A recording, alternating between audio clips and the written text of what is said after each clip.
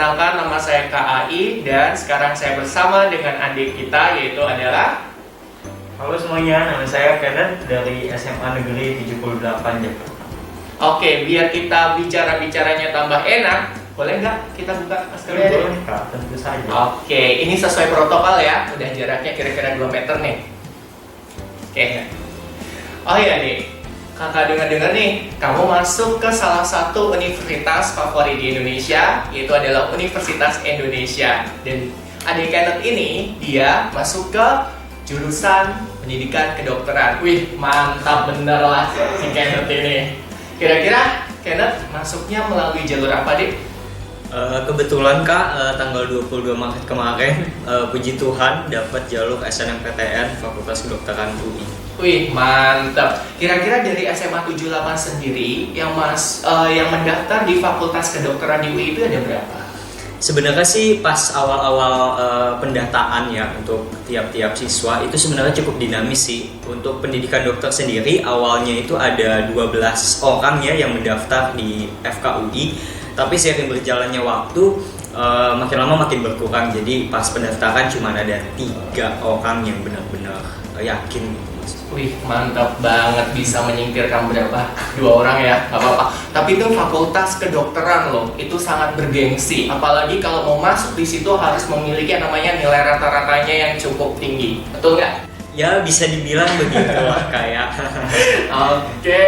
Nah, di sini kalau untuk jalur SNMPTN itu kan pakai nilai raport nih. Nah, kira-kira kamu itu dari kelas 10 udah bimbel belum sih, Dik? Kalau dari kelas 10 sebenarnya dulu ada rencana untuk nggak ikut bimbel, tapi ujung-ujungnya untuk adaptasi juga kan ya. Jadi saya memutuskan untuk ikut bimbel juga sih dari kelas 10 sampai kelas 12. Puji Tuhan sekarang masih enjoy juga. Oke, bimbel di mana? Di Friends dong, tentu Oke, saja. mantap nih adik-adik ini semua. Jadi adik Kenneth ini sudah belajar di rumah belajar offline dari kelas 10 sampai kelas 12. Biar apa? Biar mempersiapkan untuk yang namanya adalah selain untuk membantu dalam proses belajar mengajar dan juga bisa mendapatkan kuota SNMPTN. Bener nggak?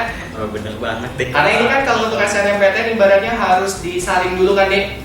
Kak, Kalau untuk di SMA Negeri 78 itu yang dapat kuota berapa orang? kalau kuota kan kebetulan akreditasi A jadi 40%. Jadi total sih sekitar ada 127 orang ya yang dapat kuota. Berarti akreditas SMA itu sangat mempengaruhi ya? Iya, tentu sangat mempengaruhi. Oke, sip. Kalau di sini kenapa sih kamu ibaratnya memilih rumah belajar offline dibandingkan dengan bimbel-bimbel yang lain? Sebenarnya sih juga dari asalnya tuh rekomendasi ya dari orang-orang lain di sekitar saya juga. Karena memang pas waktu kelas 10, awal-awal kelas 10 saya merasa kesulitan jujur aja untuk beradaptasi di SMA. Dan salah satu cara untuk menanggulangi hal tersebut tentu saja masuk les gitu. Dan orang-orang di sekitar saya pada merekomendasikan katanya, Ken, ayo masuk Friends gitu. Katanya Friends itu pelayanannya berkualitas, pelayanannya bagus sekali. Nah kalau gitu ya sudah konsultasi juga sama orang tua, dan karena pelayanannya yang memang katanya luar biasa berkualitas dan memang sangat berkualitas gitu. Jadi ujung-ujungnya saya berakhir di kursi ini di rumah belajar Friends. Oke, berarti pertamanya dari teman-temannya ya? Iya. Oke. Masih ingat gak siapa teman yang ngajak kamu di rumah belajar? Kalau saya sebut nama, Boleh. namanya Aldwin Hardi ya. Aldwin Hardi itu anak SMA Negeri 78 juga, masuk stay ITB waktu angkatan sebelumnya, dan itu orang tuanya rekomendasi banget ke orang tua saya gitu. Oke sih, berarti rumah belajar offline ini adalah seperti kayak semacam jalur kamu untuk masuk ke PTN ya, Dek ya? Iya, bisa dibilang sebagai suatu platform gitu, sebagai sarana untuk bisa membangun mimpi lah istilahnya. Oke, kira-kira kalau dari, ini kan kamu kelas 12 nih, kira-kira ada nggak program yang kamu suka dari rumah belajar offline? Untuk program yang disukai sebenarnya semuanya tuh luar biasa bagus ya. Mulai dari sistem pengajarannya itu juga luar biasa. Para kakak-kakak pengajar itu enak banget ngajarnya, sampai membuat seni gitu di papan tulis. Galak sih ya, masa galak sih guru les ya, masa galak. Pokoknya enjoy banget deh guru-gurunya. Oke, berarti friendly ya kebanyakan ya. Oke, sip. Boleh nggak kasih tips dan trik biar adik-adik kamu yang sekarang kelas 10, kelas 11 mengikuti jejak Dik Kenneth biar dapat di Fakultas Kedokteran Universitas Indonesia. Aduh, kalau untuk tips sebenarnya sih memang harus menyesuaikan diri dulu ya sama teman-teman masing-masing gitu. Tapi kalau untuk saya sendiri yang benar-benar mempengaruhi itu adalah sistem belajarnya sih. Jadi kalau saya itu pakai schedule ya, jadi time blocking namanya istilahnya.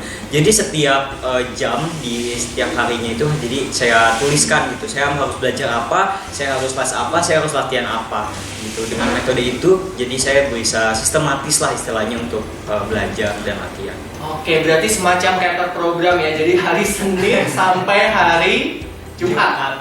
Oke, kalau Sabtu sama Minggu? Kalau Sabtu sama Minggu dan kebetulan kan offense itu kan memberikan jadwal ya dari awal minggu. Jadi saya bisa istilahnya bisa kasih jadwalnya khusus sendiri-sendiri gitu. Jadi bisa. Oke, tapi tetap kan waktu Minggu holiday masih ada kan? Ya, harus ada, soalnya belajar tuh saya anggap sebagai suatu rutinitas ya yang benar-benar harus dipahami gitu. Jadi harus sadar juga sih kalau belajar itu suatu hal yang wajib dan harus dipahami gitu. Oke, mantap sekali tips-tipsnya Dek nih. Perlu dicontoh dari kelas 10 kan Kenneth ya? Yang mudah di scheduling. Oke. Nah, di sini kamu ibaratnya nih, kalau kamu kasih nilai rate-nya rumah belajar offline dari 0 sampai 10 kamu pilih berapa? Kamu kasih angka berapa? Kalau rumah belajar offline itu pelayanannya sudah berkualitas banget ya. Jadi mungkin saya kasih angka 9 sih. 9 tuh udah luar biasa banget. Oke, mantap. Nah, di sini kan kalau di rumah belajar offline itu kan ada yang namanya IELTS sama offline nih. Adik Kenneth pilih yang mana nih? Saya milih untuk kelas 10 memang kan masih offline ya, karena belum pandemi. Ketika masuk masa pandemi agak kaget juga sih, masa transisi juga. Dan untuk kelas 12 saya milihnya IO, Interactive Online Learning kebetulan. Oke, alasannya kenapa kalau boleh tahu? Sebenarnya konsultasi juga sama orang tua karena rumah saya tuh cukup jauh ya dari offline di sini, jadi ada pertimbangan jarak juga sih.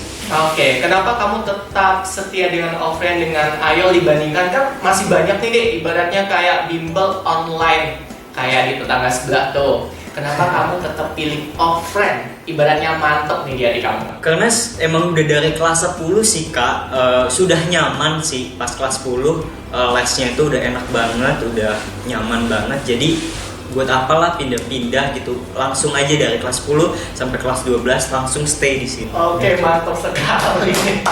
Jadi udah setia nih dari rumah belajar offline-nya sendiri dari Kenneth. Ibaratnya Kenneth kan udah tahu nih dari kelas 10 sampai kelas 11 bagaimana pelayanan offline, jadi menservisnya, makanya di Kenneth tetap betah ya di rumah belajar offline-nya. Oke, sip.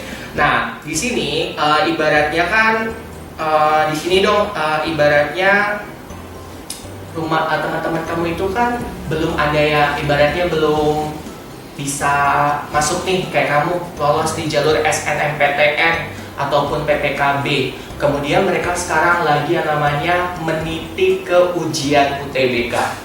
Ada nggak ibaratnya kamu semacam kayak suggest biar mereka orang itu tetap semangat biar dapat PTN kayak di Kenneth ini? Sebenarnya SNMPTN itu kan memang sebuah keberuntungan gitu ya, sebuah rezeki gitu. Jadi kalau misalnya belum dapat, sedih itu nggak masalah gitu. Tapi bukan berarti menyurutkan semangat gitu di dalam hati teman-teman. Jadi pokoknya tetap semangat aja, tetap bertarung ya, karena memang tinggal beberapa hari lagi itu sudah mau mulai UTBK. Teman-teman tetap semangat aja, udah tidak usah memperdulikan hal-hal yang lain. Pokoknya fokus yang terpenting sekarang belajar dan tetap semangat. Itu juga minta restu dari orang tua supaya bisa sukses di UTBK nanti, karena saya yakin kok pasti teman-teman bisa. Iya, mereka orang kan udah ya namanya udah ini ya persiapan ya. Saya yakin sudah persiapan dari awal. Oke, kira-kira di sini yang kamu dapat banget itu dari rumah belajar offline, ibaratnya kan kalau kelas 10 11 itu kan kamu emang untuk yang ini kan untuk namanya KBM yang ada di sekolah. Kalau untuk yang kelas 12-nya itu kamu ngerasain nggak sih yang namanya kayak UTBK banget gitu? Oh jelas banget ya, karena kelas 12 itu UTBK tuh jadi momok yang paling menakutkan kalau buat saya sih ya. Takut banget saya kalau mau harus ikut UTBK. Tapi untungnya rumah belajar offline sih udah persiapan dari awal ya, jadi saya juga tidak juga persiapan diri masing-masing gitu. Dan ada buku-buku dari offline yang latihan soalnya itu membantu banget, jadi membantu saya lah kurang lebih untuk memfamiliarkan diri sama soal-soal UTBK. Oke, jadi dari situ kamu kayak terbiasa gitu ya, dia kayak sama macam soal-soal UTBK. Dan di situ kan kamu ada TO-nya juga tuh. Apakah itu membantu kamu dalam memanajemen untuk menjawab soalnya gitu? TO-nya itu membantu banget ya, karena penilaiannya juga sudah cocok dengan sistem SBMPTN aslinya. Terus setelah itu waktunya itu juga jadi tantangan tersendiri ya buat diri saya sama yang lain juga. Ya pokoknya TO-nya udah luar biasa sih, udah mensimulasikan banget UTBK. Oke, jadi biar kamu lebih adaptif gitu ya. Oke, sip. Nah, untuk nih, ada nggak semacam kayak kritik ataupun saran biar rumah belajar offline itu tetap jaya di masa yang akan datang dan masa sekarang? Rumah belajar offline itu sistemnya sebenarnya sudah luar biasa ya. Cuma yang perlu saya pertimbangkan itu mungkin teman. Karena masalah teman itu, saya tuh belajarnya itu sangat terpengaruh gitu. Kalau temannya belajar ya saya juga belajar. Jadi mungkin saran saya untuk offline sih mungkin lebih memberikan fleksibilitas gitu kepada anak-anaknya atau sahabat-sahabat offline lah istilahnya, untuk memilih teman-teman yang nantinya akan diajak untuk belajar bersama gitu. Jadi ruangannya dan feelingnya, aura belajarnya itu benar-benar terasa. Oke, berarti kayak semacam dikelompokin ya, ibaratnya kayak teman-teman yang emang kamu match tuh. Iya. Nah, untuk kelas 10 11 kan kamu ngerasain sendiri kan? Itu kan teman-teman kamu yang match kan? Iya, itu kelas 10 sama kelas 12 luar biasa. Mungkin kalau kelas 12 kan kamu pindah IOL, mungkin itu harus ada adaptasi karena nggak hanya cuma SMA 78 kan kalau untuk IOL. Oke, sip. Nah, kalau di sini ada nggak satu kata buat rumah belajar offline yang membekas gitu loh di hati kamu? Satu kata apa ya? Rumah mungkin. Rumah. Arti dari rumah apa? Karena offline itu sudah jadi bagian dari keluarga saya ya, dari kelas 10 sampai kelas 12 sudah bisa menemani saya dari awal sampai akhir perjuangan, mulai dari belajar, latihan, ujian juga sangat saya apresiasi itu. Jadi saya rasa offline itu membekas di hati saya sebagai keluarga, sebagai rumah yang nyaman dan luar biasa. Oke, jadi kalau menurut Kenneth ini rumah belajar offline adalah rumah, emang dari katanya adalah rumah belajar offline. Jadi nggak hanya cuma kayak bimbel aja ya, tapi emang di sini adalah kayak membuat adik-adiknya itu kayak merasa nyaman. Jadi kalau udah nyaman, otomatis ilmu yang ditransfer dari kakak-kakaknya itu akan masuk, bener nggak? Bener banget. Kalau kamu dipaksa, masuk nggak? Masuk juga dong. Masuk juga. Tapi sebenarnya kalau kamu dipaksa sama kamu rela, lebih enakan yang mana? Lebih enakan rela sih sebenarnya. Oke, itu teman-teman. Jadi ini adalah perbincangan KAI dengan adik kita, adik kebanggaan dari rumah belajar offline, yaitu adalah adik Kenneth yang sekarang masuk ke jurusan pendidikan kedokteran di Fakultas Indonesia. Demikian bincang-bincang hari ini, semoga ini menjadi motivasi untuk adik-adik rumah belajar offline dan adik-adik yang ada di seluruh dunia ataupun seluruh Indonesia untuk bisa tetap menjaga impiannya. Saya pamit, saya KAI, Saya Kenneth dari rumah belajar offline, dan sampai jumpa di pertemuan selanjutnya. Sampai jumpa.